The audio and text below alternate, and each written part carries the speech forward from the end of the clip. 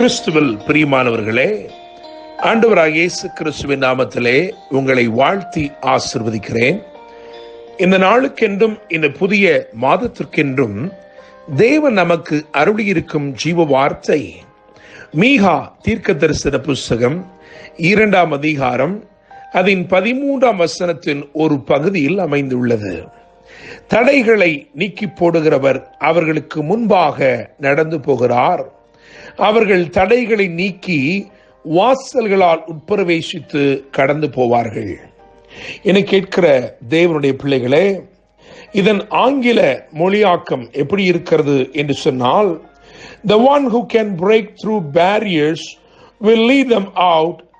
They will break out, pass through the gate and leave.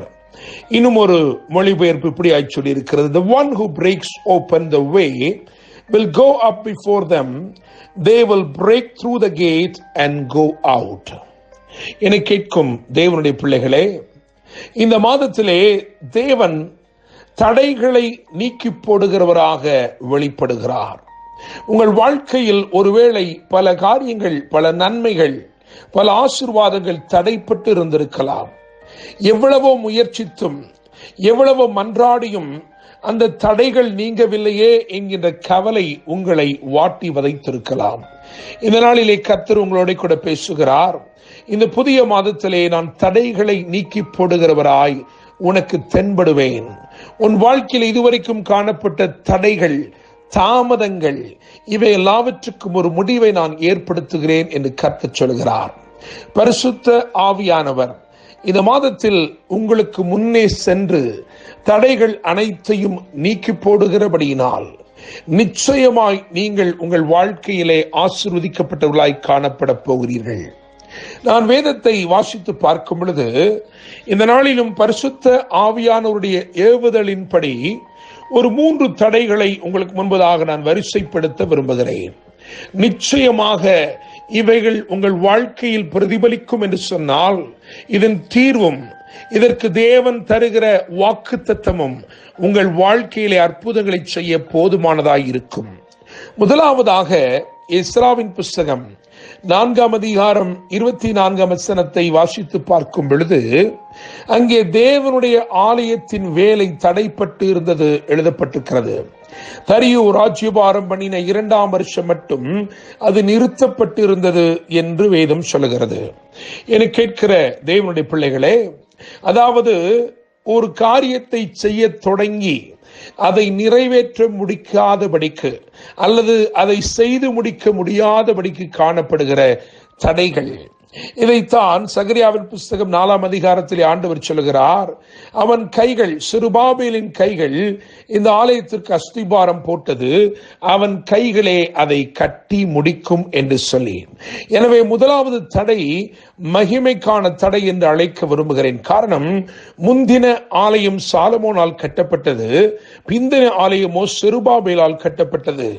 வேதம் சொல்லுகிறது, முந்தின ஆலயத்தின் மகிமை பார்க்கிலும் பிந்தின ஆலயத்தின் மகிமை பெரியதாயிருந்தது என்று சொல்லி. எனவே உங்க வாழ்க்கையிலே பெரிதான மகிமை வெளிப்படக்கூடாதபடிக்கு ஏதோ சில தடைகள் உங்கள் வாழ்க்கையிலே காணப்படுகிறது. இதனால் மட்டும் நீங்கள் செய்ய தொடங்கினதை செய்ய முடிக்க முடியாமல் அல்லது செய்து முடிக்க இயலாமல் அந்த தடைகள் காணப்படுகிறது என்று சொன்னால், இன்று கர்த்தர் வாக்குப்படுகிறார், தடைகளை நீக்கி போடுகிறவர் முன் செல்லுகிறபடியினால் தானியேலின் அந்தரங்க ஜெபமும் செருபாபேலின் வெளியரங்கமான செயலும் அன்றைக்கு தடைகளை நீக்கி போட்டது போல் பெரிதான மகிமை வெளிப்படுவதற்கான தடையை உங்கள் வாழ்க்கையில் இருந்து அகற்றி அந்த பெரிதான மகிமை வெளிப்படும்படி செய்கிறார். இதன் விளைவு எப்படியாக இருந்தது சொன்னால், எஸ்ரா 6ஆம் அதிகாரம் 8ஆம் வசனத்தை வாசித்து பார்க்கும் பொழுது தேவன் தடைகளை எல்லாம் நீக்கி போட்டார்.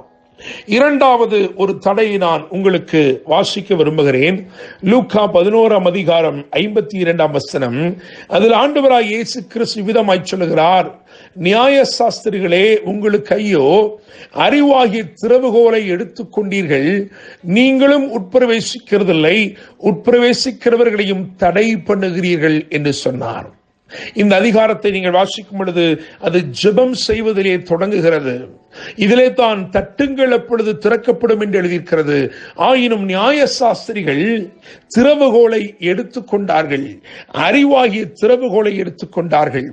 எனவே இரண்டாவது நான் சொல்ல விரும்புகிற குறிப்பு என்னவென்று சொன்னால், மறைபொருள்களுக்கான தடைகள்.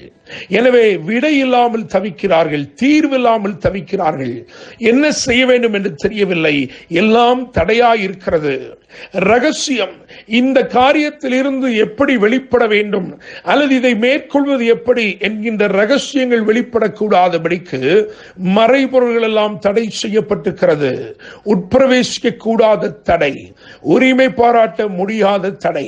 இப்படிப்பட்ட தடைகளுக்காகத்தான் கல்வாரி சிலுவையில் இயேசு மரித்து முடிந்தது என்று முழங்கினபடினால் அப்பொழுது திரைச்சீலை இரண்டாய் கிழிந்தது என்று எழுதியிருக்கிறது. Now you have the access, now you have the key.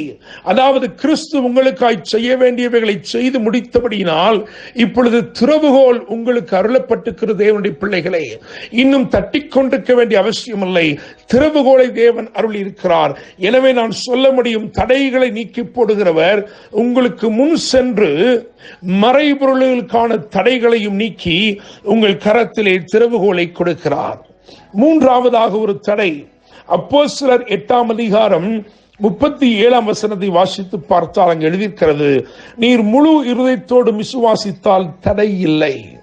இது மகிழ்ச்சிக்கான தடை என்று சொல்ல விரும்புகிறேன். ஒரு மகிழ்ச்சி இல்லாதபடிக்கு, ஒரு மன நிறைவு இல்லாதபடிக்கு தடைகள் உங்கள் வாழ்க்கையில இருக்கிறது என்று சொன்னால், நிச்சயமாக இந்த மாதத்தில் கர்த்தர் அந்த தடையும் நீக்கி போட உண்மையுள்ளவராயிருக்கிறார். தேவனுடைய வார்த்தை அனுப்பப்பட்டது. பிலிப்பு என்னும் சுவிசேஷகன் மூலமாய் கர்த்தருடைய வார்த்தை எத்தியோப்பியருடைய ராஜஸ்திரி ஆகிய கந்தாக என்பவளுக்கு மந்திரியாய் இருந்தவனுக்கு பிரசங்கிக்கப்பட்டது. அப்பொழுதுதான் சொல்லப்பட்டது, நீர் முழு இருதயத்தோடு விசுவாசித்தால் தடையில்லை என்று. எனவே வார்த்தை விவரிக்கப்படும் போது விசுவாசம் வளரும், கீழ்ப்படிதல் உடனே உண்டாகும். இது ஆவிக்குரிய தடையாயிருக்கலாம், மகிழ்ச்சிக்கான தடையாயிருக்கலாம், மன நிறைவுக்கான தடையாயிருக்கலாம். நான் நம்புகிறேன், விசுவாசிக்கிறேன், தடைகளை நீக்கி போடுகிறவர் முன் செல்கிறபடினால் மகிமைக்கான தடையாயிருந்தாலும், மறைபொருள்களுக்கான தடையாயிருந்தாலும், மகிழ்ச்சிக்கான தடையாயிருந்தாலும் இந்த தடைகளை நீக்கி நிச்சயமாய் இந்த மாதத்தில் உங்களை வாழ வைப்பார். இந்த வார்த்தைகளை நான் திரும்ப வாசிக்கிறேன். தடைகளை நீக்கி போடுகிறவர் அவர்களுக்கு முன்பாக நடந்து போகிறார். அவர்கள் தடைகளை நீக்கி வாசலால் உட்பிரவேசித்து கடந்து போவார்கள். மகிமையான வாசல்களை கர்த்தர் இந்த மாதத்தில் உங்களுக்காய் திறந்து உங்களை ஆசீர்வதித்து வாழ வைப்பாராக. என்றும் அன்புடன் pastor Daniel Moses. God bless you.